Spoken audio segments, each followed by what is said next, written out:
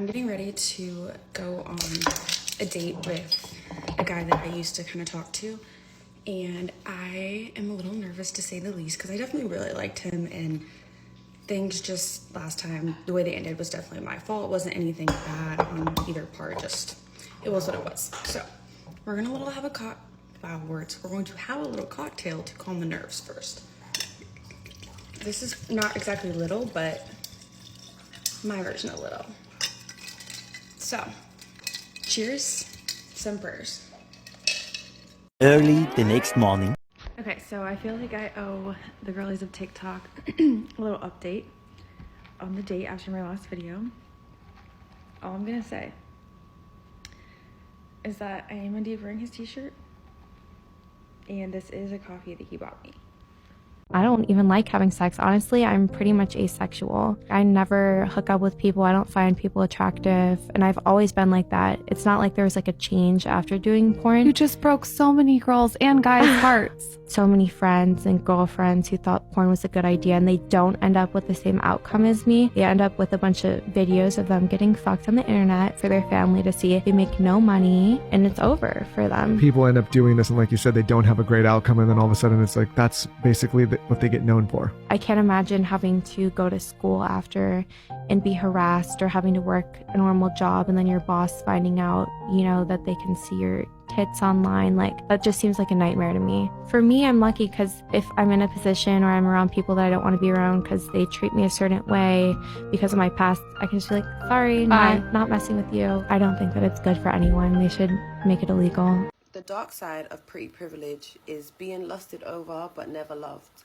People always want to say that they've been able to experience you, but never that they loved you or cared for you or was attentive or helped build or whatever the case may be.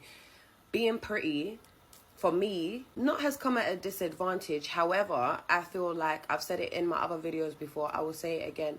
Being the pretty girl, people only want you for the trophy to show you off. Like, oh yeah, look at my tit, like whatever the case may be. But I've hardly found longevity. It's just, it's short-winded. It's like, yeah, she's pretty. That's who I'm with right now. And then it's like, yeah, boring. Next caller. And it's like, you can be the best woman, like the prettiest, best woman. Like, you could be nurturing, you could be caring, you could be attentive.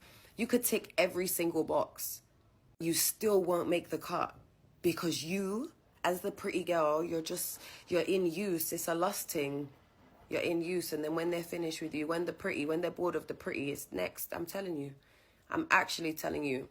People just want to say they experienced the pretty girl. They never want to sit down and say they loved the pretty girl. So it turns out her slip of the tongue in her first video, when she said she was going to have a little cocktail, actually turned out to be true after all, because she got her back blown out on the first date and woke up with his t-shirt on. Nasty bitch. She's basically saying that she was more fortunate, because when she did get her back blown out on the internet, she managed to make money from it, and that's what benefited her.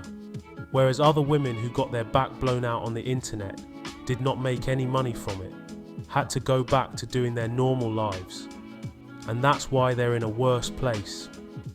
She could be the one who is in a worse place though, because the difference is she is so famous, she can never get into a relationship anymore, or go anywhere without being recognised. At least some of the other women who did it once or twice are not as popular and might be able to get away with it because nobody knows who they are.